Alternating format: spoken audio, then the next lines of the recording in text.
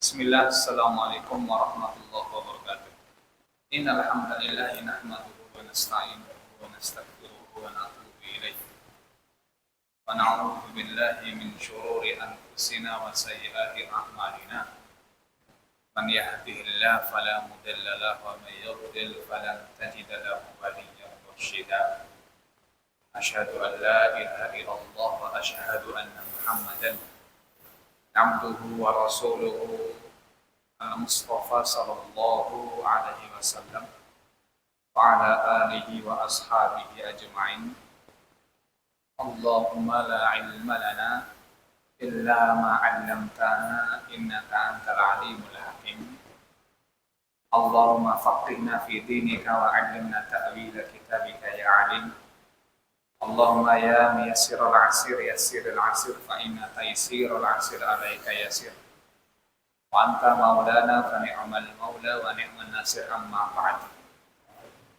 Jamaah Masjid Sabilil Marzukin yang dimuliakan Allah Ta'ala, kita lanjutkan kajian kita sampai di hayatu as-shalah, sunnah-sunnah di dalam sholat ghair muakkadah, yang tidak ditekankan. Maksudnya apa? Sunnah ini jika ditinggalkan tidak perlu diganti dengan sujud sahwi.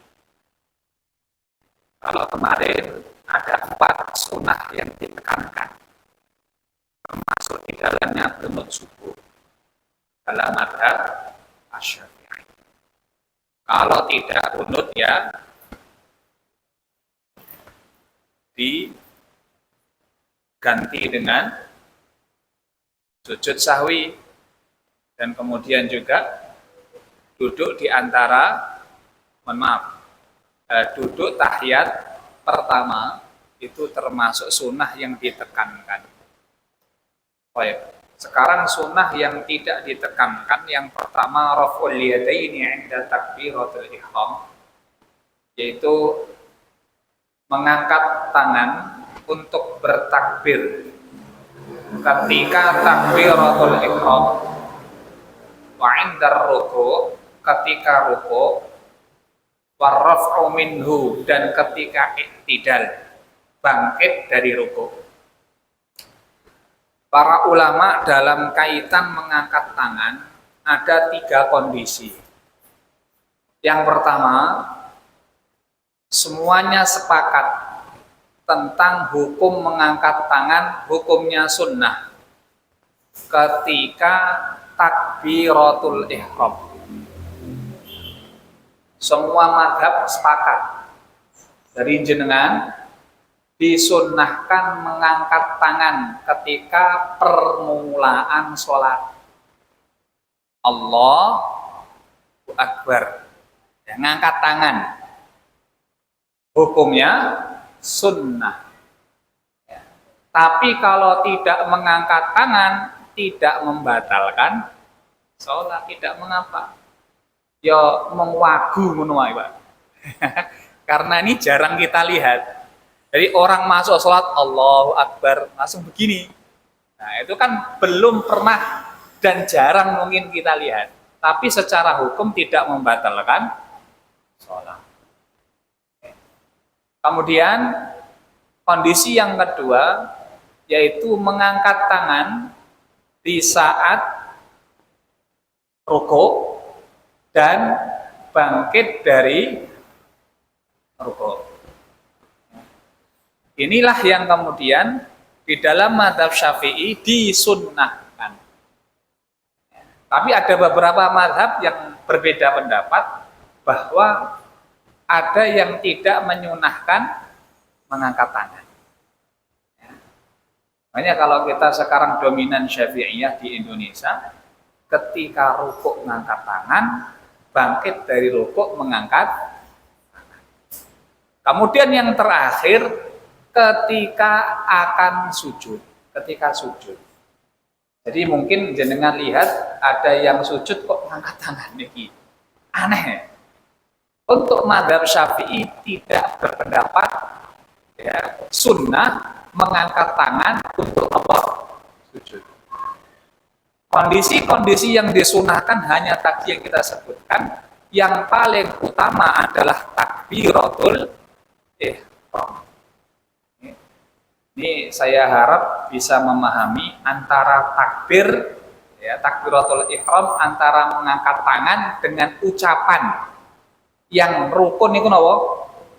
Ucapan. Rukun itu. Ya, yang sunnah ngangkat tangannya. Kemudian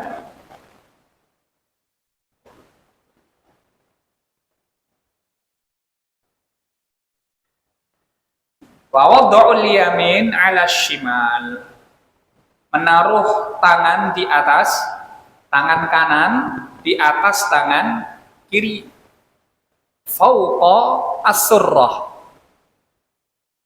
Mana nih Pak? Di atas udel, mana mau udel? Pusar. Di atas pusar. Jadi dalam mazhab Syafi'i menaruh tangan itu sedekap di atas pusar. Walaupun nanti ada juga sifat sholat Nabi dalam kitabnya Syekh bin Bas itu mensunahkan bahwa wad'ul yad itu di atas dada. Ya. Ini juga ada beberapa tafsir yang menafsirkan kalimat yang serupa dalam firman Allah surah Al-Kautsar. Allah berfirman, "Inna a'tainaka al-kautsar. Fasholli li rabbika wanhar." Ya. Ada yang menafsirkan kalimat fasholli li rabbik, salatlah engkau untuk Tuhanmu, bentuk syukurnya adalah mengerjakan salat. Wanhar, kalimat nahr itu dalam bahasa Arab digunakan untuk menyembelih. Nahr itu tempat sembelihan di area pangkal leher. Karena nanti kalau jenengan melihat onta itu tidak disembelih, tapi dinahar. Tidak seperti sapi disembelih, ya, tapi dinahar di tempat khususnya karena lehernya panjang. Ya, saya juga belum tahu seperti apa, ya, praktek langsung juga belum pernah, tapi kalau cuma lihat videonya pernah. Nah ini kalau harus praktek tuku ontose kan repot. Nah, ada ulama yang menafsirkan, walaupun beberapa menganggapnya penafsirannya lemah. Kalimat nahr yang dimaksud di sini adalah wad'ul yad, menaruh tangan di tempat nahr. Menaruh kedua tangan ketika sholat di tempat apa? Tempat nahr. Berarti di tempat dada atas begini. Maka Nabi, ya, maka Allah mengatakan fasholli, kerjakanlah sholat dan taruhlah tanganmu di atas dada. Tapi beberapa ulama menganggap ini lemah penafsirannya. Okay. Ala kulli hal ini perbedaan pendapat. Ya, kalau dalam mazhab Syafi'i, gimana sedekapnya? Di atas pusar. Ya. Bukan di samping, ya, sing megang lambung, tapi di atas pusar sedekap. Ya. Kalaupun tidak sedekap sebenarnya juga sah. Karena hukumnya nopo sunnah ghair muakkadah. Watawajjuh, dan membaca bacaan tawajjuh, bacaan doa istiftah. Ya, dengan banyak variasi, ya, ada banyak riwayat kaitan masalah bacaan doa istiftah. Doa iftitah, Allahumma ba'id baini, monggo. Sunnah membaca wajjahtu wajhiya lilladzi fataras samawati wal ard, sunnah. Dan bacaan-bacaan iftitah yang lainnya. Ya, kalau bisa tanawwu, jenengan bacanya berganti-ganti. Jangan berpatokan hanya dengan satu bacaan doa iftitah, karena semuanya bacaan itu, ya, warada anin nabi. Ya, semuanya diriwayatkan kepada dari siapa? Rasulullah Shallallahu Alaihi Wasallam. Disunahkannya membaca doa iftitah ya, tidak terlepas ada beberapa hal yang justru tidak disunahkan membacanya. Yang pertama, kapan doa iftitah tidak disunahkan untuk dibaca? Yang pertama, ketika sholat jenazah. Jenengan pas sholat jenazah nggak usah mbok maca doa iftitah. Karena niatnya jenengan mengerjakan sholat jenazah itu mendoakan si mayit, bukan mengerjakan sholat. Sholat sebagaimana sholat fardu yang kita kerjakan, tidak ada rukuk di situ, tidak ada sujud di situ. Maka bacaannya langsung jenengan baca surah Al-Fatihah, tidak perlu pakai doa iftitah. Itu yang pertama. Kemudian yang kedua, alla yafutahu qira'at al-Fatihah. Kondisi ketika seseorang tidak kehilangan bacaan surah Fatihah, Pak. Kalau kondisi ini bisa terwakilkan, maka tetap disunahkan membaca doa iftitah. Contohnya, panjenengan jadi makmum masbuk. Imam sudah membaca ayat pendek, surah pendek. Yang dibaca Qul huwa. Ya.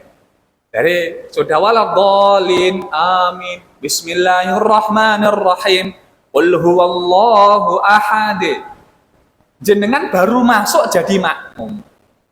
Lah kondisi ini kalau jenengan baca surah baca apa? Doa iftitah, maka tidak mewakili nanti bacaan surah Al-Fatihah.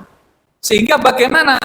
Yang dibaca Al-Fatihah untuk doa iftitah tidak disunahkan. Pun nggih? Kenapa? Wong ini sunnah hukumnya, bahkan sunnahnya ghair muakkadah. Sedangkan Fatihah itu hukumnya apa?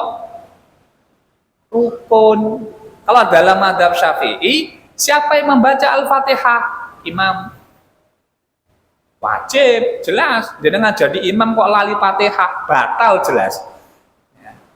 Terus sinten munfarid wong sing salat dhewe. Wis salat dhewe ora maca Fatihah ora sah. Terus sinten malih jenengan yang sebagai makmum, Pak. Jadi kalau jenengan jadi makmum, makmum tetap wajib membaca Fatihah dan tidak wajib baca surah. Kapan? Ketika imam baca surah. Itu dalam mazhab Syafi'i sebenarnya disunahkan bagi imam setelah membaca Fatihah memberi jeda. Ghairil maghdubi 'alaihim waladdallin amin. Jeda untuk memberikan timing waktu untuk makmum baca Fatihah. Lo kadang makmumnya ngira wah iki suwene golek surah ora ketemu-ketemu. Dirasani lo karo makmume. Nah ini sebenarnya disunahkan justru dikasih jeda agar makmum baca Fatihah. Ketika nanti imam membaca surah, makmum bisa nyimak. Kadang-kala imam salah baca. Maca apa? Al-Kafirun ora enek ujunge. Yo jenengan sing benake kan ngoten. Muter-muter iki piye bacaane? Imame cek ngantuk jebule. Baik. Kemudian kondisi yang seperti apa lagi?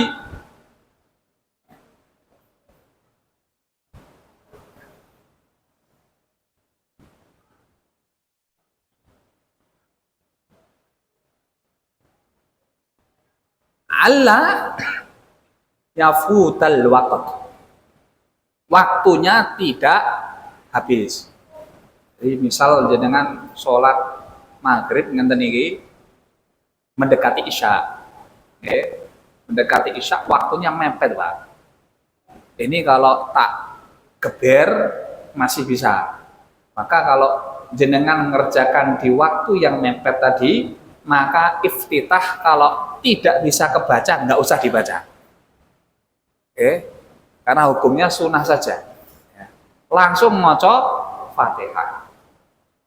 Kemudian yang berikutnya, ayudrikal imam qiyaman. Ketika mendapati imam dalam kondisi berdiri, maka masih memungkinkan baca iftitah jenengan baca. Tapi kalau imamnya sudah hampir ruku, nggak usah maksa maca. Hukumnya sunnah. Wa yamna'unal ma'un, lagi mlebu dari makmum, Mbak. Ya, jenengan maca yo gak bakal kekejer. Maka wayam na'unal ma'un, langsung masuk Fatihah aja gak kekejer. Maka ketika kondisi ini maka cukup bacaan bacaan imam. Sah ya. Kemudian yang terakhir, kalau sudah masuk bacaan Fatihah ya, lupa baca iftitah, tidak perlu diulangi. Ini scoring gue. Misalnya dengan surat Qiyambaan sendirian. Allahu Akbar. Langsung maca Fatihah. Alhamdulillahirabbil alamin arrahman. Mau iftitah ya. Balik sih, iftitah sih. Lah enggak perlu, Pak. Kalau sudah masuk Fatihah, maka bacaan iftitah secara otomatis sudah hangus. Enggak perlu balik meneh, enggak perlu. Ngapa dadak balik meneh? Nah niku. Maka sunnahnya itu kalau jenengan mampu baca, jenengan baca. Tapi dengan kondisi-kondisi yang tadi kita sebutkan, kesunahannya sudah. Kemudian yang berikutnya, wal isti'adah. Dan isti'adah. Isti'adah, bacaan komplitnya a'udzubillahi minasyaitonir rajim. Ini juga sunnah. Dibaca kapan? Fi jami'ir rakaat, di setiap rakaat sholat. Kapan? Sebelum Fatihah. Ini jenengan disunahkan sebelum Fatihah maca ta'awud. A'udzubillahi minasyaitonir. Bismillahirrahmanirrahim. Alhamdulillah. Ta'awudnya enggak dibaca jahar, dibaca lirih. Ya, itu sunnah setiap rakaat. Ya. Karena Allah sendiri mengatakan, fa idza qara'tal Qur'an fasta'id minasyaitonir rajim. Kalau kalian baca Quran, maka mintalah perlindungan kepada Allah dari siapa? Syaitan yang terkutuk. Karena hukumnya sunnah. Baik. Wal jahru fi maudhi'ihi, baca jahar di tempat jahar. Ya. Kondisi sholat-sholat yang disunahkan membaca jahar. Ya. Jadi kaedahnya, sholat yang dikerjakan di malam hari itu pasti jahar. Yang dikerjakan di siang hari pasti sir. Sholat maghrib jahar apa sir? Isya sir. Subuh jahar. Lah sekarang Pak ngerjakan sholat duhur di waktu isya menipun. Lalen Pak. Lah kan ngonten toh. Kan kemarin sudah pernah kita bahas kalau mengkodok sholat itu kira-kira mengkodoknya alal faur atau alat tarohi, disegerakan dikodok ketika ingat atau boleh nanti ditakhirkan. Dalam madzhab Syafi'i itu harus disegerakan. Misalkan jenengan lupa ngerjakan sholat duhur, ingetnya pas waktu isya. Ya kita mau orang duhuran isya. Iya orang duhuran. Nah, belum duhuran di waktu sholat, terus masuk waktu sholat isya. Lah kira-kira ketika ngerjakan sholat duhur, gak enek kancane pula. Yuk jamaah wong loro ini podo lali nih. Misalkan Pak, jamaah wong loro, kira-kira bacaannya jahar napa sir? Jahar napa sir? Ah, ini ada perbedaan Pak. Kalau madhab Syafi'i itu muraat waktu qadha. Dia menjaga waktu qadha. Lah waktunya jenengan kerjakan kapan? Di malam hari. Berarti kalau waktunya malam kaidahnya jahar. Tapi sholat duhur ya wes, salamu bakal kerjakan kapan? Pas malam. Lah jenengan kerjakan malam ya jahar. Ya. Begitu pula ngerjakan sholat isya kok awan-awan. Ya, kelalen. Maka bacanya nopo? Sir. Ini kaidahnya begitu. Nah, nanti ada beberapa sholat yang keluar daripada ini, seperti misalkan sholat istisqa, sholat idain, sholatul jum'ah. Nah ini tetap bacanya dengan bacaan jahar, walaupun di waktu siang. Ya. Kalau sholat kusufus syams, gerhana matahari, itu dalam madhab Syafi'i bacanya sir, Pak. Nggak jahar. Jadi kalau jenengan sholat gerhana matahari dalam madhab Syafi'i bacanya nopo? Sir. Ya. Beda nanti dengan khusuful qamar.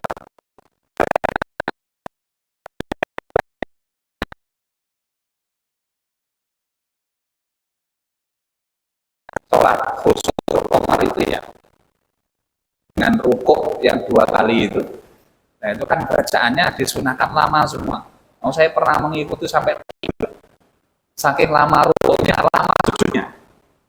Imamnya orang Mesir, Pak. Itu ada mungkin 1 jam sholatnya. Saking lamanya. Mungkin kita protes, sesuk orang gelem meneh. Ini sunahnya memang lama. Jadi ada beberapa sholat yang dikerjakan di siang hari tapi bacaannya jahar. Sholat idain, 2 sholat idul fitri dan idul adha, kemudian sholat istisqa, minta hujan, itu disunahkan juga jahar. Sholat taraweh itu juga jahar. Sholat witir itu juga jahar. Baik. Wat ta'min, kemudian membaca amin. Kemudian yang berikutnya wa qira'atus surati ba'dal Fatihah. Nah, ini menarik. Napa? Membaca surah setelah Al-Fatihah. Ini sunnah ghair muakkadah. Beliau menyebutkan qira'atus surah. Membaca surah. Maknane napa? Baca surah lengkap itu lebih afdol dibanding jenengan hanya membaca parsial ayat. Misal yang dibaca mong awakhir surah Al-Baqarah, Pak. Ya. Amanar rasulu bima unzila ilaihi, bukan sak surah, enggak sak surah. Yang lebih utama adalah baca 1 surat lengkap. Jenengan baca ara'aital ladzi yukadzibu biddin fadzalikal ladzi yad'ul yatim. Allahu akbar sah. Tapi ora afdol. Ya, enak imam ngono tahu petuk apa? Maca al-maun mung setengah. Lah kalau iso surat-surat pendek itu bacanya napa? Disunnahkan lengkap. Ini utama. Makanya beliau mengatakan qira'atus surah, 1 surat full. Itu disunahkan demikian. Dan jadi kan mau membaca Al-Baqarah full ya monggo. Ya. Al-Baqarah full, imamnya mempeng sak makmum-makmume ya ora apa-apa. Ya, makmumnya santri hafal Quran ngono wae ya. Tapi ada beberapa kondisi sholat nanti sesuai dengan nama-nama ada dalam hadis itu. Nanti kalau sholat maghrib itu ya, itu yang qisar, yang pendek. Ya. Dari apa? Azal-zalah sampai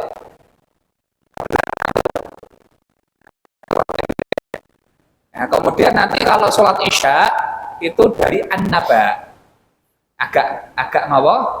Agak panjang. Kalau subuh panjang, full charged ya. Bar dicas sewengi utuh ya toh, sholat subuh sunai dawa. Ya, subuh kulhu ya. Sing keri teko ora bakal kena ya, Pak. Cepetan ya, ora kacek. Sholat ning masjid kono cepet subuhane. Oh, biar diwaca mau baru. Ya, kalau bisa agak panjangan sunah sholat subuh itu. Ya, atur, ya, an-najm ini lumayan panjang, tapi saya rasa baca atur aja komplain ke makmumnya. Ya. Kawan. Oh, mengikuti sunnah dalam surah dalam sholat di hari Jumat ketika subuh, terus kan sunnahnya baca as-sajadah rakaat pertama, rakaat keduanya al-insan, Pak. Surah al-insan itu kan panjang semua, itu aja yang anak muda nyari masjid lain, Pak.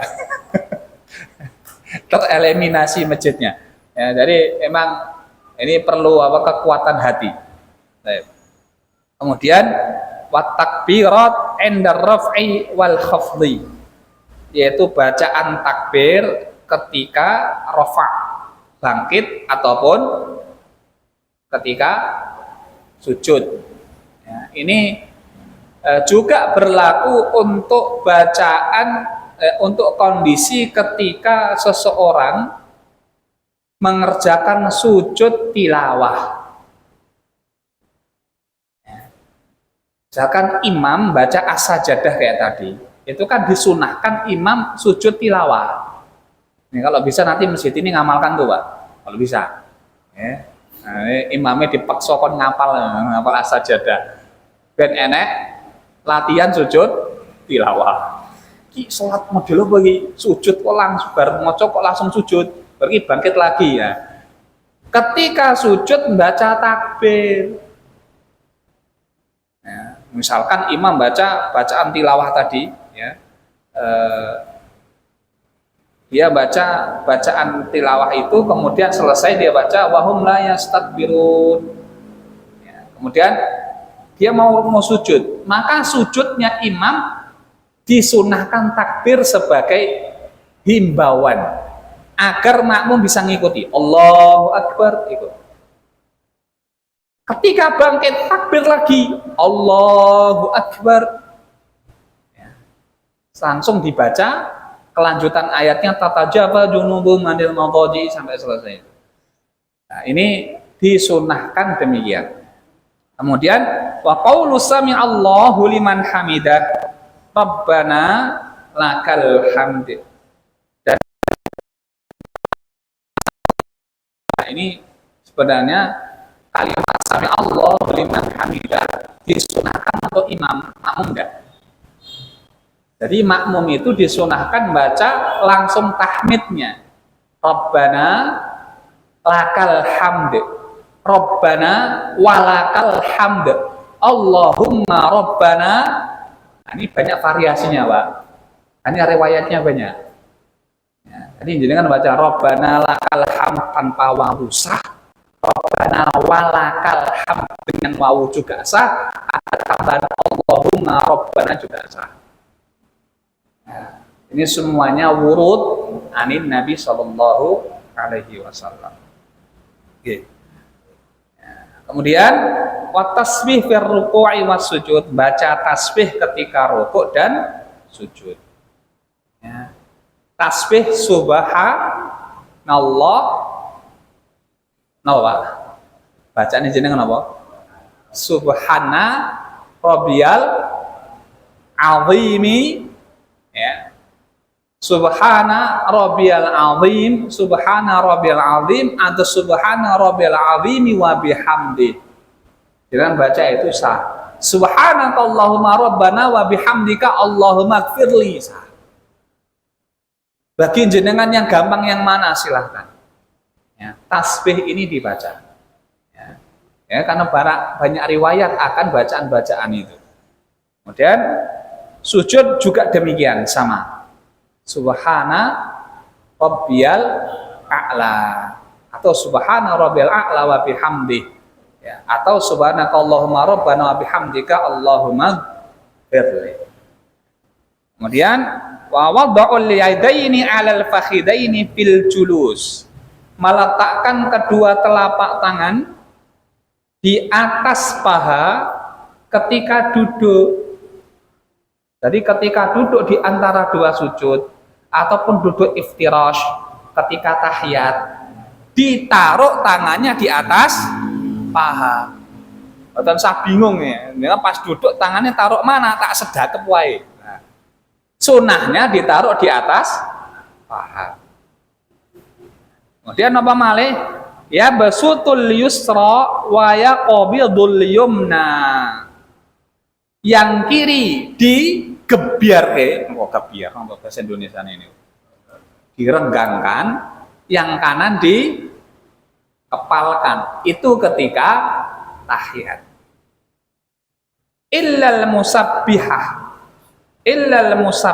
fa innahu yushiru biha mutasyahhidan. Kecuali jari, nah, musabbihah. Fa innahu yushir, dia memberikan isyarat ya ketika tasyahud. Mutasyahidan. Kapan itu? Bacaan tasyahud kapan itu? Asyhadu alla ilaha illallah. Tapi ada yang sejak awal sudah, itu banyak nih, itu kan variasinya nih nanti. Ada banyak pemahaman terkait masalah bagaimana apa nih namanya? Memberikan isyarat ketika tahiyat. Ada yang disunahkan menggerakkan, jadi tangannya gerak-gerak terus. Geraknya ada yang atas bawah, ada yang samping kanan kiri, ada yang muter. Dulu ada anak kecil gitu, cekon mandek. Emang sunahnya begitu, ada yang begitu mengatakan sunahnya demikian. Ya, tapi kalau dalam madzhab Syafi'i sunahnya kapan? Dengan menggerakkan itu ketika tasyahud. Ya, ketika tasyahud. Sejak awal kemudian misalkan sudah diberikan isyarat juga tidak masalah. Baik. Wal iftirash fi jami'il jalsat.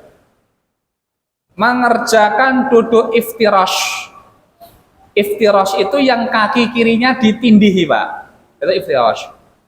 Enggak usah dipraktek nih, pun paham insyaallah. Yang kaki kiri ditindih.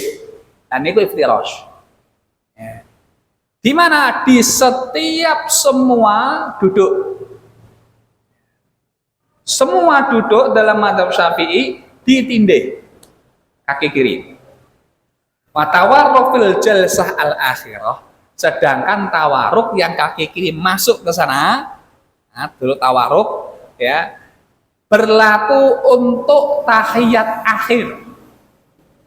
Pokoknya setiap tahiyat akhir duduknya tawarruk.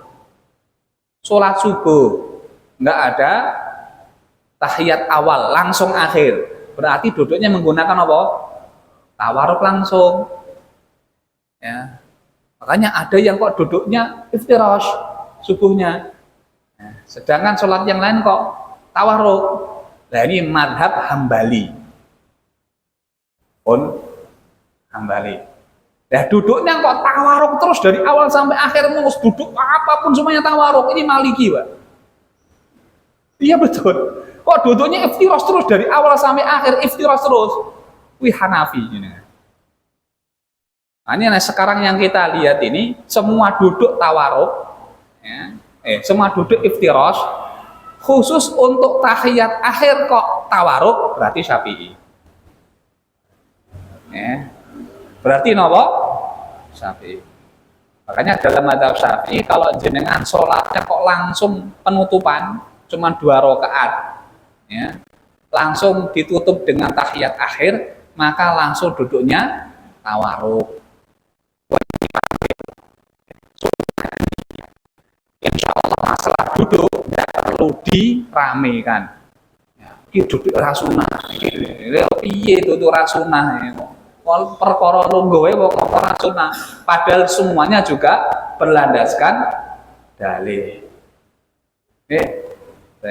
Wa taslimatu tsaniyah, yang berikutnya adalah salam yang kedua. Jadi jenengan salam keloro ya ora apa-apa aja nih. Assalamualaikum warahmatullahi, ora salam kan kuwi. Tuanging sirahe. Ini ora penak wae ya. Sunahnya napa?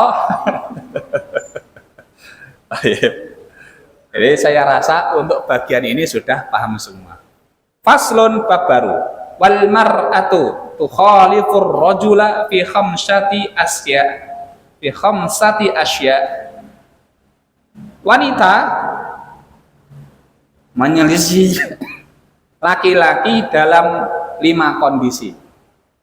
Jadi sholatnya wanita itu sama dengan laki-laki kecuali dalam 5 hal. Yang pertama, farrajulu yujafi mirfaqaihi an jambi. An jambaihi.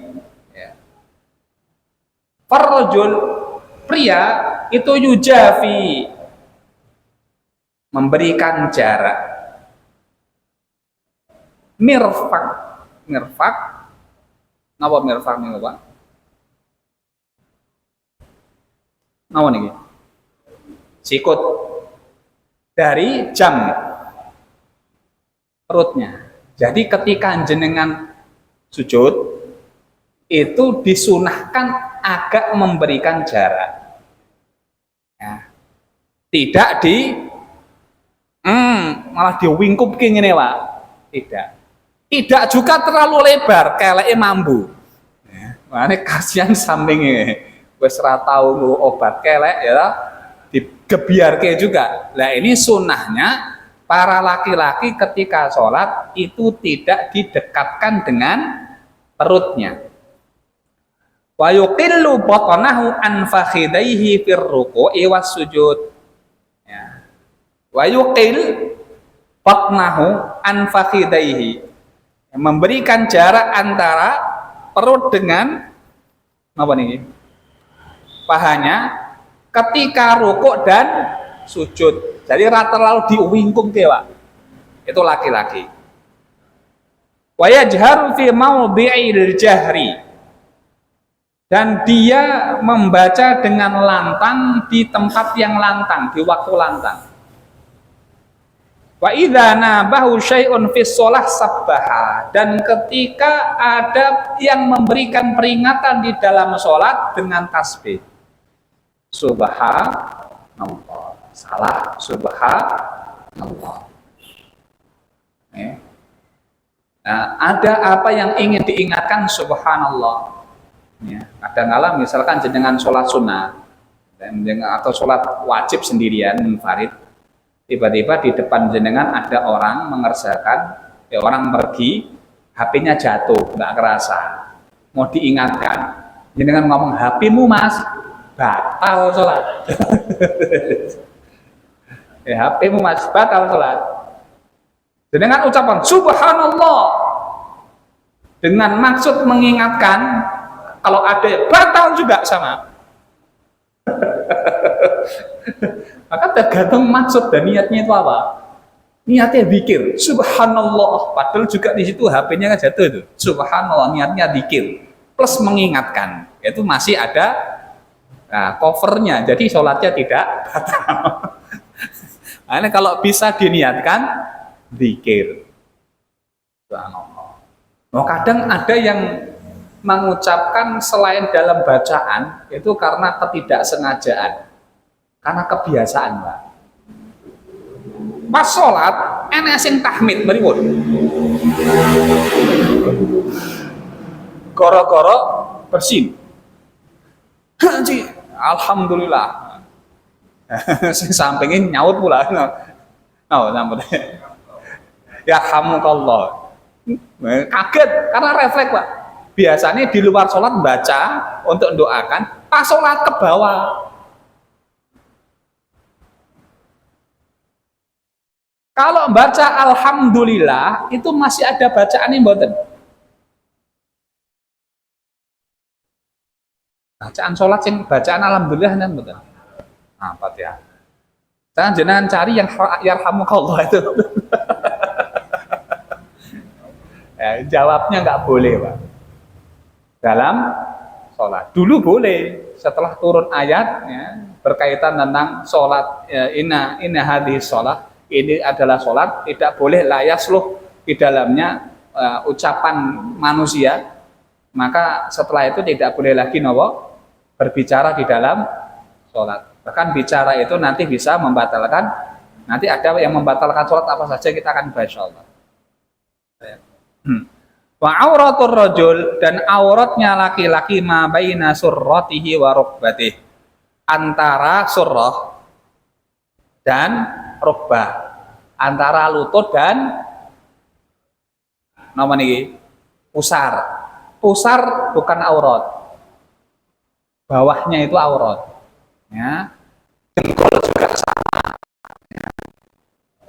Makanya kalau ada yang terbuka pas sholat batal jelas. Pas rukuk atau sujud celengannya ketok lah, ini batal lagi saja nih. Nah ini kadang anak-anak muda tuh Pak, aku yuk produk mangkel juga kadang ya, ganggu pemandangan gitu loh.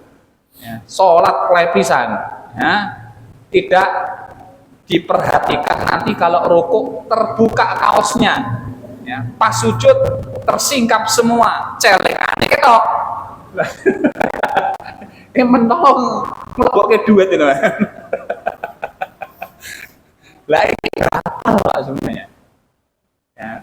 Kenapa? Kalau dilihat dari pusar ke belakang, ya pas bagian nih bokong itu sudah masuk dalam batasan aurat buatan. Oh jelas. Makanya nih jenengan kalau yang sudah belajar pas sholat itu nanti ada simulasi dulu Pak sebelum sholat. Qadarullah pas musafir Pak. Pas musafir kok jenengan mau sholat, nah itu pas jenengan mau sholat coba rukuk dulu atau coba sujud sambil pegang belakang gini Pak. Nah kan eman-eman wis kadung sholat yuk kudu batal goro-goro tersingkap aurat, kan gak enak gitu ya. Karena bawahnya cuma kaos. Nah ini kadang perlu diperhatikan ya, kaitan masalah batasan aurat. Sedangkan wanita, nah ini kaitan sholatnya wanita yang menyelisihi para pria. Baik, waktunya selesai. Ini belum ya? Baik. Wal mar'atu, dan para wanita tadummu ba'daha ila ba'd. Ketika sholat itu napa? Tadum. Nah, dimingkupke, ora kok digeberke kaya lanang. Wa takhfidu sautaha bi hadrati rijalil ajanib, dan merendahkan bacaannya ketika hadirnya laki-laki yang bukan mahramnya. Ya, tapi kaitan suara, wanita itu suaranya bukan aurat. Walaupun ada yang mengatakan auratnya perbedaan, tapi saya lebih condong bahwa suara wanita itu bukan aurat. Disunahkan saja, misalkan ada laki-laki lain, misalkan di pondok wanita menjadi imam wanita, santriwati dengan ustadzahnya, tiba-tiba ustadznya masuk, ya, maka bacaannya dipelankan, direndahkan, ya. Tapi kalau nanti bacaannya kemudian dikencangkan juga tidak masalah. Wa idana bahasyai'un fi shalah saffaqat.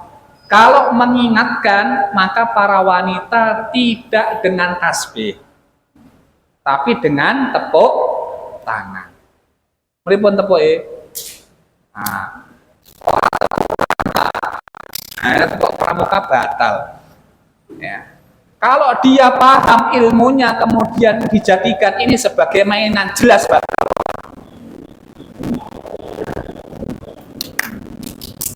Ya. Dengan mainan itu ya batal sholatnya. Jadi hanya menepuk saja. Makanya imam yang faqih itu paham kalau dia salah. Ya. Terus ditepuk ora paham, nah berarti imamnya ora.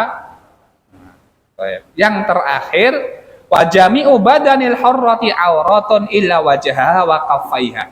semua anggota badan para wanita itu aurat kecuali telapak tangan dan wajah. Nah, ini biasanya ibu-ibu, adik-adik, ya mbak-mbak sholat kesingkap kakinya, Pak.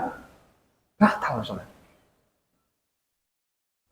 Sering kali itu. Makanya saya sering mengingatkan santriwati pesantren, Pak. Kalau sholat tolong diperhatikan telapak kaki. Rukuh mungui ngangkat. Pas kowe sujud. Jadi pas sujud rukuh ngangkat jari nih gitu. Batal. Kayak anak orang laki-laki yang tadi kesingkap celengannya tadi itu. Sama. Kan yang penting kesingkap auratnya kan ngonten. Ya. Makanya wanita diperhatikan. Jadi ketika ruko jika bisa auratnya tidak tersingkap, apalagi pas sujud. Ini kalau bisa memang biasanya rukuh ya, mukena itu yang memang agak panjang, yang menutupi itu. Jadi dipastikan nanti ketika sujud tidak mengangkat. Kira-kira demikian. Ya.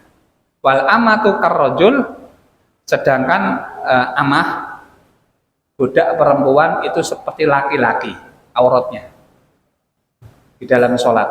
Jadi budak perempuan itu auratnya kayak laki-laki antara mana ini pusar dengan lutut. Itu budak wanita. Ya. Dengan boten sambayang ya budak wis renek ya. Jadi tidak bisa mengetahui ilmunya seperti apa. Ya, yang nampak saja laki-laki dan perempuan ini yang perlu kita pahami. Baik. Demikian, ini sudah azan yang bisa kita sampaikan. Semoga yang sedikit manfaat. Assalamualaikum warahmatullahi wabarakatuh.